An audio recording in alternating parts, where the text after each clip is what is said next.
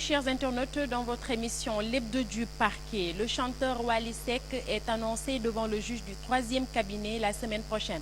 Selon le journal Le Témoin, il devrait être entendu dans le cas de l'affaire d'une Range Rover frauduleusement mise en circulation. L'affaire a valu à des nommés Pape Niang et Baïfal un placement sous mandat de dépôt. Selon toujours le journal, le fils de John Seck, qui était hors du pays au moment de l'éclatement de l'histoire, est rentré 3 jours avant la Tabaski. Parlons maintenant d'une séquestration et viol sur une déficiente mentale de 9 ans à Kaffrine, dans le quartier de Diamaguène Ndiobène. Le bourreau est déféré au parquet de Kaolack. Récit de Biram Ndour. L'histoire fait grand bruit à Kaffrine. Un vieux de 70 ans a été cueilli et déféré au parquet de Kaolack pour avoir séquestré une déficiente mentale de 9 ans, la fille de sa nièce. Il ressort que la victime de 9 ans ne jouit effectivement pas de toutes ses facultés mentales. Elle est issue d'une mère déficiente mentale et d'un père sourd-muet et démuni.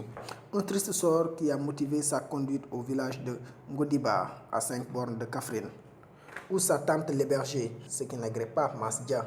Père de 5 enfants, le septuagénaire qui avait divorcé depuis belle lurette menait une vie de célibataire endurcie.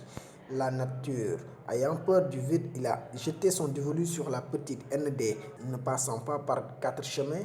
Un bonjour Masrali Ngodiba, ou usant de toute son autorité d'ascendant, il arrache la petite des mains de sa tante, prétextant que la fille vit sevrée de sa maman. Il l'a ainsi ramenée chez lui au quartier Diamaguène Ndiobène de Kaffrine. Dans ces lieux, ND vivra les pires moments de sa vie. Profitant de l'état de démence de sa mère, le vieux Dia s'emploie d'abord à terroriser la mineure, l'adressant à lui obéir au doigt et à l'œil. Ainsi, il avait les coups de franche pour dérouler son vil dessein, faire de la petite fille son objet sexuel. Et tous les jours, quand ses camarades d'âge jouent d'or, ND, enfermé dans une chambre, subissait les assauts du septuagénaire. Ce qui finit par attirer l'attention des voisins qui ont avisé le chef de quartier et informé l'oncle de la victime, Bédé.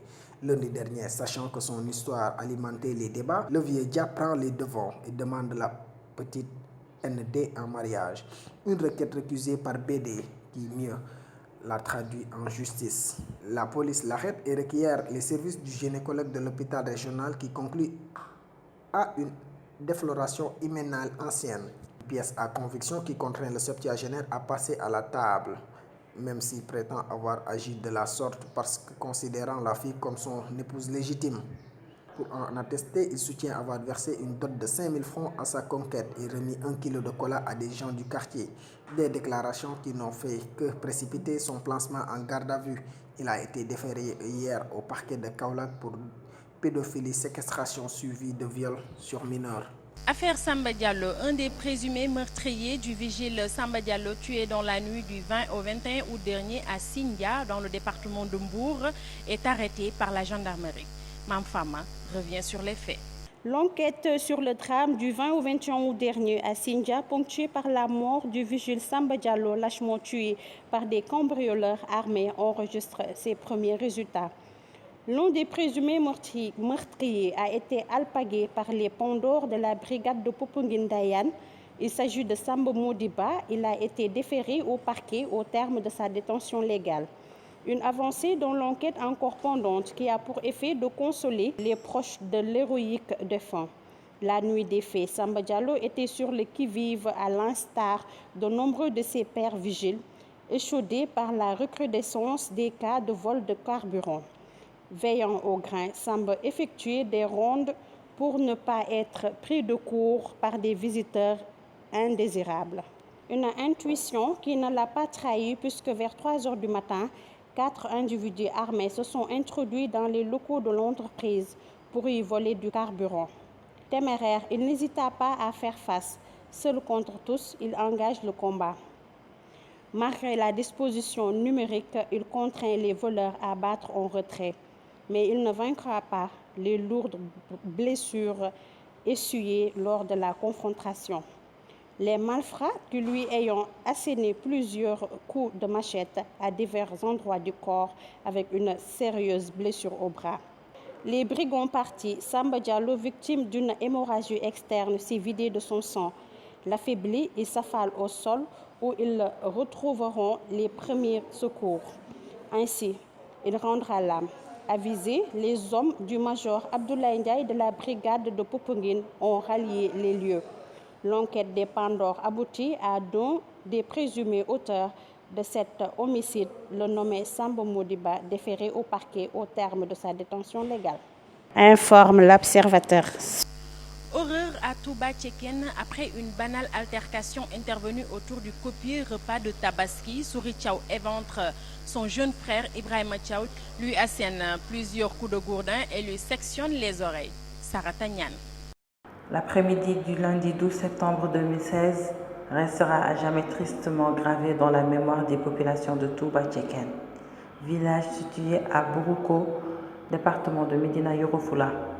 Au moment où toute la communauté musulmane célébrait l'Eid el-Kabir, la Tabaski, ils étaient secoués par un horrible meurtre. Souri Tchao a sauvagement poignardé son jeune frère, Ibrahima Tchao, 35 ans, marié et père de 2 enfants, nous informe le quotidien L'Observateur. C'est vers 14 h que les frères Tchao ont échangé quelques propos grossiers. Leurs voisins sont intervenus pour les calmer. Des confessions des habitants de Touba Tcheken, le jeune frère est ainsi allé chez sa belle famille. Son frère, encore noir de colère, les retrouve, armé d'un couteau qui lui plante à l'abdomen, s'empare d'un gourdin, lui assénant plusieurs coups et lui sectionnant les oreilles. Terrifiées, les populations n'avaient que leurs yeux pour pleurer. En croire l'autorité municipale de Bourouko qui habite le même village, les 2 frères ne s'entendaient plus depuis le décès de leur papa, de qui ils avaient hérité du bétail malgré le partage de l'héritage. Sori et Ibrahima Tchao se regardaient en chien de faïence, au point que leur cohabitation était devenue impossible. Le jeune frère se résolut à quitter la maison paternelle, construire sa propre concession où il vivait avec sa femme et ses enfants. Mais à l'occasion des fêtes religieuses et d'autres cérémonies familiales, confient les villageois, la fratrie Tchao se retrouvait pour communier. Les gendarmes de Kolda, après reconstitution des faits, ont mis aux arrêts le présumé meurtrier Souri Tchao depuis hier sous les verrous avant que les sapeurs-pompiers n'évoquent la dépouille du défunt au centre hospitalier. Nous terminons avec un tribunal au Kenya qui a condamné un jeune homme à 100 ans de prison ferme le mercredi passé pour viol de 3 jeunes filles, 2 âgées de 13 ans et une de 10 ans après les avoir enfermées dans une église.